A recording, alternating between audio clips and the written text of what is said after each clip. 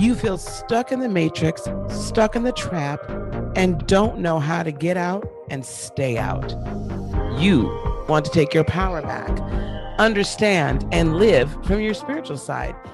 My name is Dr. Lisa Brewer, and I help people just like you every day to live their divine life, walk in their divine purpose, and unleash their divine nature to lead fulfilled lives.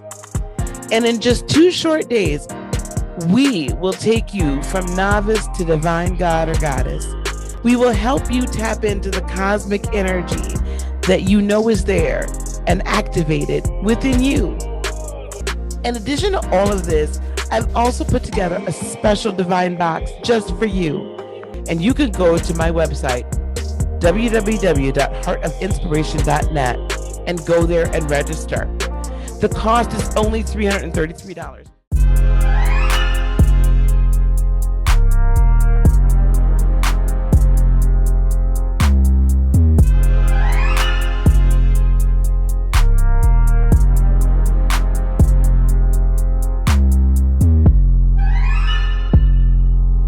Everyone is on here.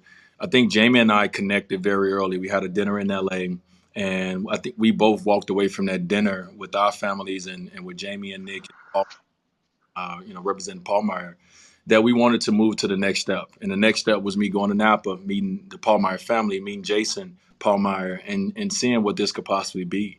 And so we went to Napa, did the whole tour, ate the grapes, talked about the wines, talked about my palate at that time, talked about what I wanted to see, if I got into this industry, what would I want to do, because it's a crowded space as well. And it started as, hey, let's just do something fun together. NBA guys wasn't really at that time endorsing wine, even though guys have been drinking wine forever. Our vets have been drinking wine forever. So it was never like an endorsement standpoint or even a partnership that we knew of. So we was like, hey, let's start something that's fun. Let's start this as a passion project and let's just see where it goes. So Baxter really started for us just very organically, just something that was like, hey, this is fun for Jason Paul Meyer. This is fun for us. Let's see where we can go with this. We didn't know that it would turn into anything. We just did it as a passion project, and we started with a 2012 Wade cab because that cab was where at that time was where my palate was, and obviously being cab in Napa, that's king. So it was a great start to a passion project that now has hopefully moved into a place where we looked at as a serious company, even though we're super super young. Mm-hmm. Yeah, you guys are basically still a startup. I wanted Jamie, if you could chime in here a little bit. I'm curious about and pretend Dwayne's not on this call or on this listening in, but if you remember anything about that first dinner, because I think Dwayne, if I remember right, you had said something to the effect of like, maybe thinking about doing such a project maybe after your career, um, and then there might have been some discussion like, well, why don't you start now? Something like that, like why wait? So yeah, if there's Jamie, if you could chime in, what do you remember about Yeah, the dinner, the early talks, and getting everything rolling? yeah, no, well, good morning, everyone. As Dwayne said, I never thought I'd be up at 10 a.m. on a Sunday talking about wine, other than what we drank last night. No, well, when when when this whole thing started, honestly, Dwayne and I got introduced by a mutual contact, and I remember the guy he said, well, "Do you want to go down and go out to dinner with Dwayne Wade?" And I said, "That's the stupidest question I ever heard. Yes, I want to go down to dinner with Dwayne Wade." And so, flew out of the Bay Area, went down, met Dwayne in Santa Monica. And Dwayne, I think you had just finished, and I think Leno maybe it was the last season that Jay Leno was actually, Yeah, it was. um, It was Jay and Leno's. you, yeah, we met at a great restaurant, Baxter, you would know it, Valentino's, and great restaurant in Santa Monica, Yeah, really classic. classic old school wine place. And honestly, I went in with absolutely no expectations other than, hey, let's go in and have a conversation. I think that's the interesting part. The thing that's been fun for me about working with Dwayne is he's always authentic. And even from that very first dinner, it was kind of really no expectations. Like you said, it was just let's get together and see if there's something to do. If not, hey, it'll be a great time. And we ended up having dinner for, I don't know, it was like 4 or 5 hours, and too many bottles of Paul Meyer wine, and honestly, we totally hit it off, and we didn't really have any expectations of where it would go. but I mean, it took off, and we, as Dwayne said, he came up to Napa, and my father-in-law, Jason Pallmeyer, started Pallmeyer back in 1986. And, I remember when we were originally talking about it, he goes, "Hey, I don't have any expectations of this either. Let's just see if there's something to be done here." And it's just kind of evolved into organically. And, we just fell in love with each other, and had a great time in those early days. And as Dwayne said, now trying to take it and build it from a brand and an idea to a wine company is where we're headed now. But we're very much still a startup, Hmm. Well, so I want to pivot from here. Dwayne, if we fast forward a little bit from that time to now, I mean, it feels like the landscape of this movement that you were kind of a part of at the very beginning has really exploded. I see so many posts on social media where guys are posting about wine, they're talking about wine, they're vacationing in wine popular regions. Yeah. More guys are starting their own labels. All of this. So I'm interested in your perspective as if we go back to that, initial dinner and the talks of wanting to start a wine, of what you've seen from the NBA as this wine movement has evolved, and as you've evolved too. I mean, you went from making, I think, an initial cab, you're now doing a Chenin, you're doing a rosé, but you've had an interesting, I think, perspective from 30,000 feet as somebody who was there at the very beginning and has watched this whole thing evolve in the NBA culture. So yeah, what have been your impressions as you've kind of watched more guys start their own wine labels and things of that nature? Yeah, well, Baxter, for everybody who don't know, Baxter, you were the first one to write about these kind of emerging industries kind of coming together, right? Which was at the time it was unprecedented. Now it just seems normal, but at the time, Mm, article, it was not something that was right. So just going back, I remember around the time where, and, and I give a lot of credit to the Banana Boat crew, right? That everyone knows. But I that's remember true. around the time with Carmelo Anthony, Chris Paul, LeBron, and myself, we started traveling the world together. We started experiencing different things outside of just the NBA together. And so when you travel the world and you get what we call cultured, right? You start experiencing things. You start experiencing people.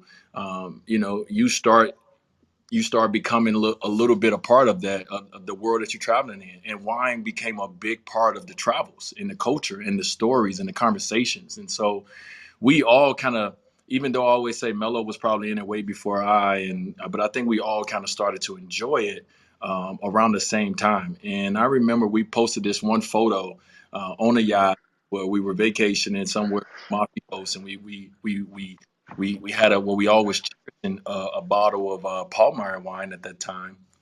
And I remember that photo got picked up, and it became like a conversation. It became a thing. And so, it's cool to kind of, I would say, be in the NBA, to be one of the older heads, and to be able to, inspire the next generation to do things, to do things. And so it started with fashion, where guys in the NBA really jumped into fashion, and everybody became competitive in fashion, and everybody jumped in. And so it's no different in wine, man. If LeBron posts a wine that's, if he posts a Dujac and it's 5,000 or whatever it is, somebody else want to post something that's 7,000 or not. It's competitive.